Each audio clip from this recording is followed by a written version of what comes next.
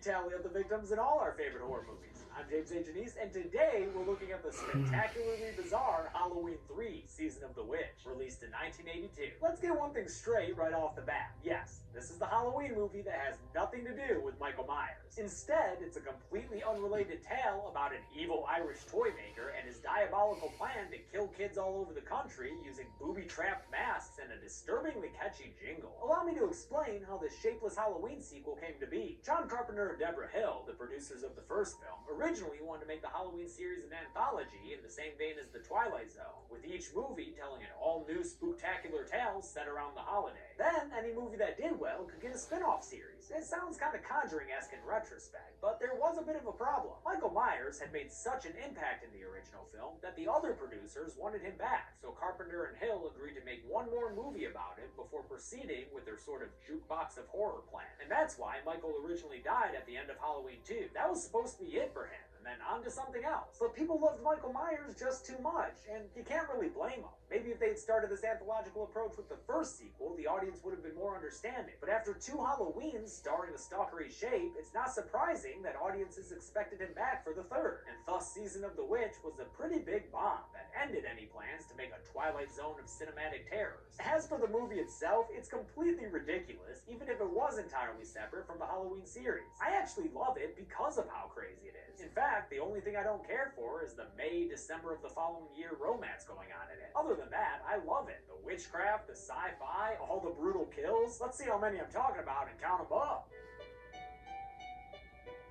The movie begins in Northern California in October, but not like on Halloween. No, this movie's given us 8 days of runway till we get to the namesake holiday. A dude named Harry Grimbridge is on the run from a car coming after it, and while he's hiding out from it in a parking lot, he runs straight into a well-dressed thug who starts strangling him against the ground. In an act of desperation, Harry pulls the block out from a parked car's tire, and the vehicle rolls forward at a non-lethal looking speed, but still manages to crush and kill this thug for our first death of the movie. No blood or anything, but it does have a nice nasty crunch to it. Don't worry, we'll get there. Harry takes off through the junkyard, and another car needlessly tells us it's 1 hour later when a gas station attendant is watching a news report about a piece of frickin' Stonehenge that got stolen. Talk about the heist of the millennia. The commercial break includes our first instance of this insanely obnoxious Silver Shamrock jingle. 8 days to Halloween, Halloween, Halloween. 8 days to Halloween, Silver Shamrock. It's advertising 3 crappy masks that are apparently all the rage, even though they look like Happy Meal toys. Also, they're called the Halloween 3. Nice tongue-in-cheek name there. The attendant gets accosted by Harry, who passes out clutching a pumpkin mask and whispering, "They're coming." Time to meet our hero of the story, alcoholic Dr. Dan Chalice, played by Tom Atkins. His ex-wife Linda is played by Nancy Kyes, who was Annie in the original, and who's already bought their shitty kids those shitty Halloween masks. 8 more days to Halloween, Halloween, Halloween. And in case you're not a fan of that Kids Bob cover, don't worry. You can hear the original any goddamn time you turn on a TV in this movie. 8 more days to Halloween. Turn that down.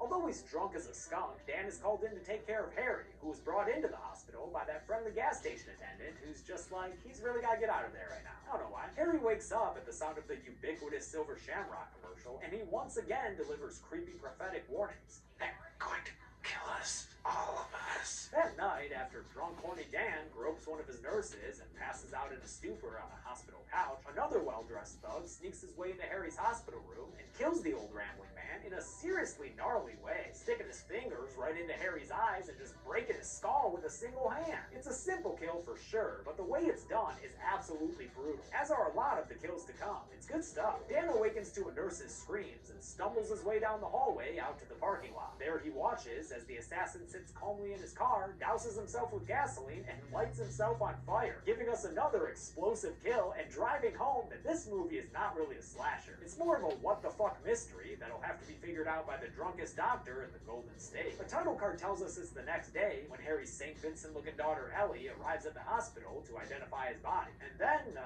another title card tells us it's the next day. What the fuck? And we find drunky Dan flirting with assistant coroner Teddy, trying to get some info about the self-imploding assassin. Wow, this hospital has one horny fucking staff. And wait, what the fuck? Now it's Friday? Why not just set your movie close to Halloween and skip all these title cards? Speaking of Halloween, at Dan's regular watering hole, Muldoon's, we get confirmation that this movie takes place in a new continuity when the TV airs a commercial commercial advertising the immortal classic Halloween, followed by this, of course. Come on.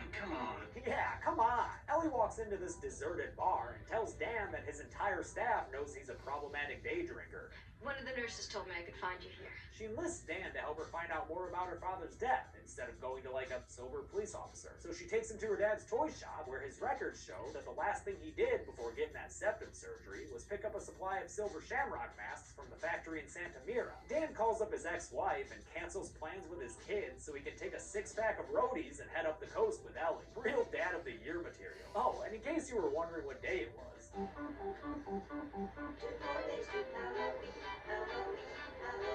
could we get the FCC in here to find Silver Shamrock for violating the 8th Amendment? They drive to Santa Mira, a sleepy Irish enclave of California, played by the town of Lolita, California, population 800. It's home to the Silver Shamrock Company and a whole bunch of very nosy locals, as well as some state-of-the-art CCTV cameras. Dan and Ellie pose as a married couple as they rent a motel room, even though it'd make more sense for them to be father and daughter, given the 24-year age gap between the two actors. Tom Atkins was 47 here, and Stacey Nelkin was 23. He's literally more than twice her age. Kinda weird. Also staying at this motel is boisterous Silver Shamrock salesperson Buddy Kupfer, his wife Betty Kupfer, and their shit-heel son Buddy Jr., as well as another Silver Shamrock salesperson, Marge Gutman. Is Silver Shamrock run like fucking Cutco knives or something? Ellie wants to head to the factory right away, but Dan is more interested in drinking and stalling. It's getting late. I could use a drink.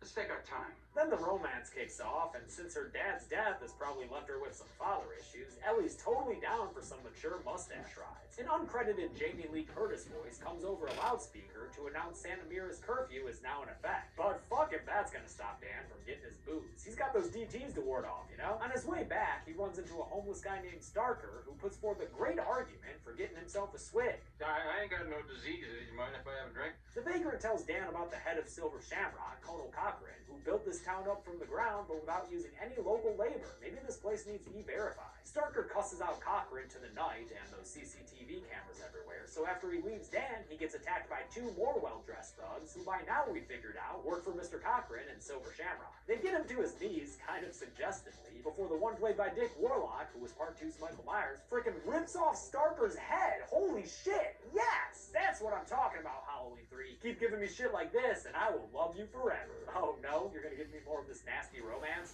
Okay, if you want to be like that. The daddy-daughter couple gets to love making on the nasty motel bed, where there's a way too long shot of Tom Atkins going in for some breast milk. Damn, there be daddy and mommy issues all up in this bitch. Their post-coital cuddle isn't much better to watch thanks to the smash hit they got playing on the radio.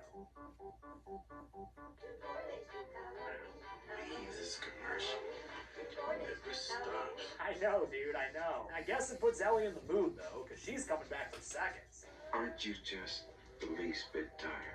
Nah, dude, because she's not pushing 50 like you are. Go tend to your stock portfolio or some shit. Meanwhile, in the next room over, Marge Gutman finds a loose Silver Shamrock tag that fell off her kid's Halloween mask. Oh man, if those are anything like the tie tags on Beanie Babies, that mask ain't worth shit anymore. Her amateur tinkering leads to a freaking blue beam blast that hits her in the face and gives us another great kill, because that's what this movie does. Look at her messed up mouth, man. She looks like the Chatterer Cenobite. Hell yes, dude. And wait, what the fuck? What the fuck is that bug doing crawling out of her mouth like that? Sick, man. That's almost as gross as the sex scene this girl is in her cut with. Another title card informs us that it's finally Halloween Eve, and Dan calls up Teddy, who's working on the weekend because she can't seem to find any human parts in her autopsy sample of the hospital assassin, just plastic and metal. Dan and Ellie head to the Silver Shamrock factory to find more clues about her father's death, and while they're there, they run into Buddy Kupfer and his clan, who are there for a special tour of the factory, since he's the best-selling Silver Shamrock salesperson in the country. The tour will be led by Colonel Cochran himself, the movie's big bad, played by a friggin' Oscar-nominated actor, Dan O'Hurley.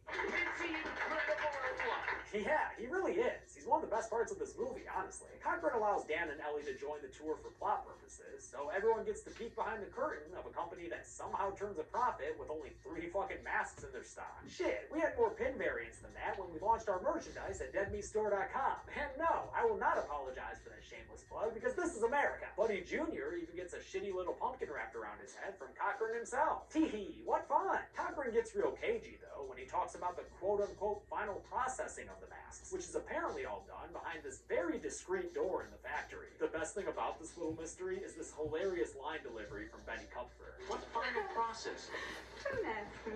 On their way out from the factory, Ellie sees her dad's car in a garage, but she's stopped from looking further into it by more of Cochran's goons. They head back to their motel room, where Dan knocks back another drink before running over to the office so he can try to call the police. The phone line doesn't work, and when he gets back to his room, Ellie is missing, and standing outside is a quintet of thugs just waiting for his drunk ass. He climbs out the back window of his motel room and makes a run for it, harkening back to Harry Grimridge's night flight that kicked this whole movie off. He makes his way back to the Silver Shamrock factory and breaks inside, but after a short investigation, the only thing he finds is a nice old lady knitting in a rocking chair. When he tries to ask her where Ellie is, her frickin' head falls off. Oh shit, Dan, you shook her way too hard. Inside her neck is a bunch of gears and worry bits that leave Dan so astounded he doesn't hear Dick Warlock coming up behind him, who promptly throws him into another room, much bigger and better for brawling. In the ensuing fight, Dan gets the upper hand and winds up punching straight through the goon's abdomen, which causes him to puke out a real nasty looking yellow phlegm and expose that he's got a bunch of wires inside his belly. So yeah, these thugs have been androids, but I'll still include them on the count since I set that precedent with Ash and Bishop in the Alien franchise. However, before you say anything, I'm not including the decapitated old lady because she looks more like a Hall of Presidents animatronic than a convincing synthetic, okay? Also, it just doesn't matter. These videos are for jokes! Dan is cornered by more androids and Cochran himself, who says that the old lady Dan just decapitated was built in 1785.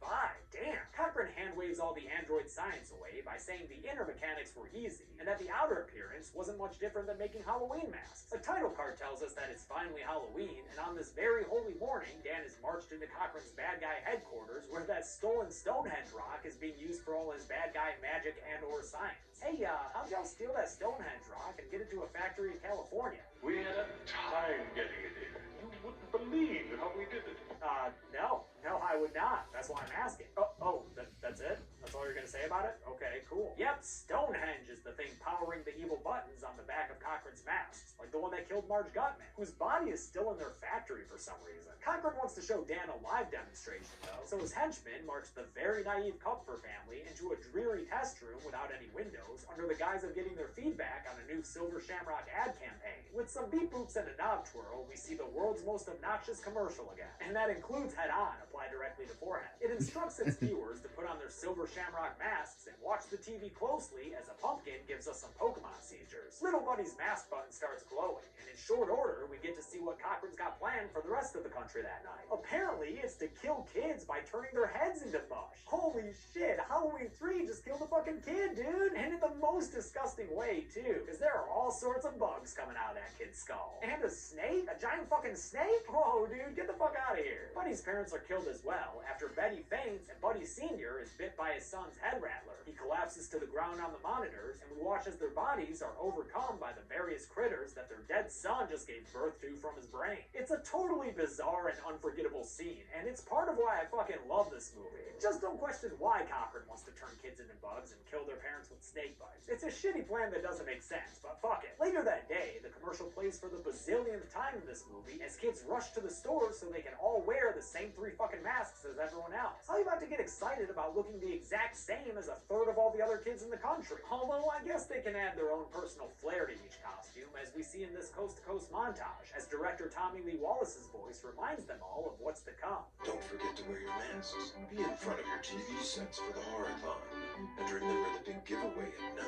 Wait a minute, what time zone is that commercial gonna air in? Because if it's 9 o'clock Eastern, then those California kids will probably hear about the deaths before it gets to them 3 hours later. But if it's 9 o'clock Western, then you know those East Coast kiddies will be passed the fuck out by then. How does your shitty plan work, Cochran? Back in Teddy's office, she's still looking through the android's ashes and trying to get a hold of Dan on the phone when a thug sneaks in and steals a power drill so he can wrap this subplot up real quick. He does so by coming up behind Teddy and knocking her to the floor, then taking the power drill to her head. But unfortunately, it's done off screen in the only scene that this movie ever shows restraint. Oh, what, Season of the Witch? You're cool showing a kid's head turn to mush, but you won't get down and dirty with a driller killer? It's now 7:30. Again, what time zone? And Cochran ties up Dan in a chair so he can deliver a bad guy monologue that kind of explains why he's doing this. It's because people nowadays don't respect the classic traditions of Halloween, or as he correctly pronounces it, The Festival of Samhain.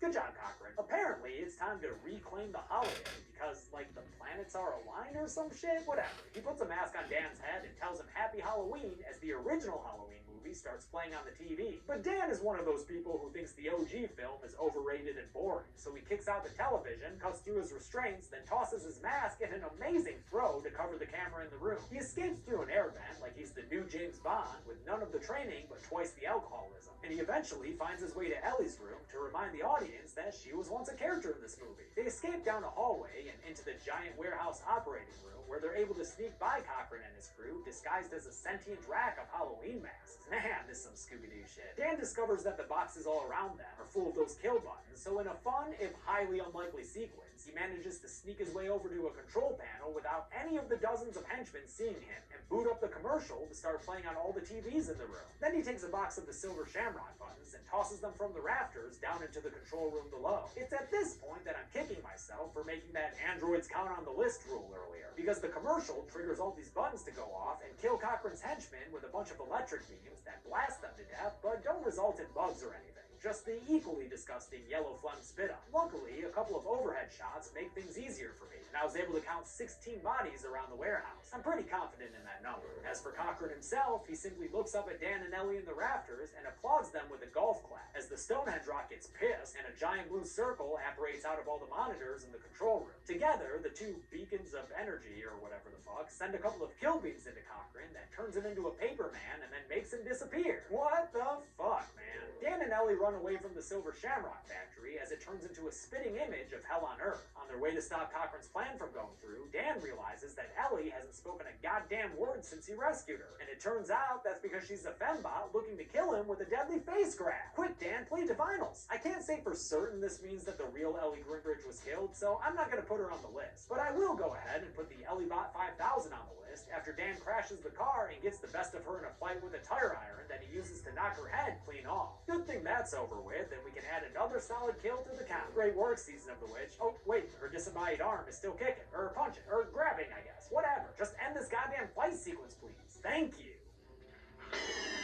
No, come on! It's okay, Season of the Witch. Every movie has to end at some point, and your time is just about up. Dan runs off into the woods and winds up coming across that poor beleaguered gas station attendant from the beginning. He gets on the phone and calls up, what, the president of TV or something? And yells at them to take the commercial off the air or else it'll kill a bunch of kids. It's taken off one network, and as Dan watches, hopefully, a second. But it looks like the commercial is still running on channel number 3. As that deadly pumpkin flashes on the screen, Dan pleads for the person on the phone to take the ad off the third network. Turn it off!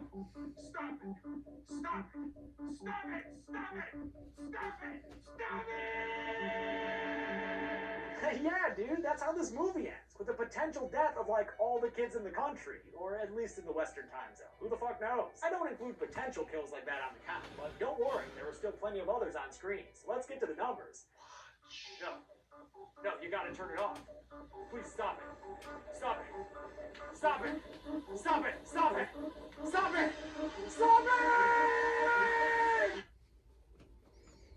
There were 28 confirmed deaths in Halloween 3 Season of the Witch, and the victims included 5 male humans, 3 female humans, 19 male androids, and 1 female android, giving us one of those rare 4-piece pie charts. With a runtime of 98 minutes, we wound up with a kill on average every 3.5 minutes. I'll give the Golden Chainsaw for coolest kill to Starter. Lots of cool deaths in here, but I just can't get over Dick Warlock pulling a dude's head off with his bare hands. It's just awesome. Dull Machete for lamest kill will go to Teddy, cause, like, come on, movie, show us that drill to the head. And that's it. Halloween 3 Season of the Witch came out in 1982 and had most of the same crew as Halloween 2, even if it was lacking Michael Myers. He would return 6 years later in Halloween 4, which I'll cover next week. But until then, I'm James A. Janice.